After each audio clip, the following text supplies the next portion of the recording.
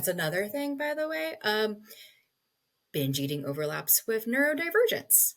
Oh, It's about a 30% overlap between ADHD and binge eating, for example. interesting. And I know it's true that there's a lot of crossovers between the behaviors of ADHD and someone that has got trauma. So there's one of them. Yes. Yeah. Yep. And it's, the pathways in the brain are all kind of interconnected in some ways. There's issues with some emotional regulation and impulsivity, Hmm. and so forth. And so I think we're just now beginning to like tip of the iceberg with Right. some research on like Right. the mingling between all of it. Cause I mean, trauma is a type of neurodivergence, ADHD, autism, OCD, Right.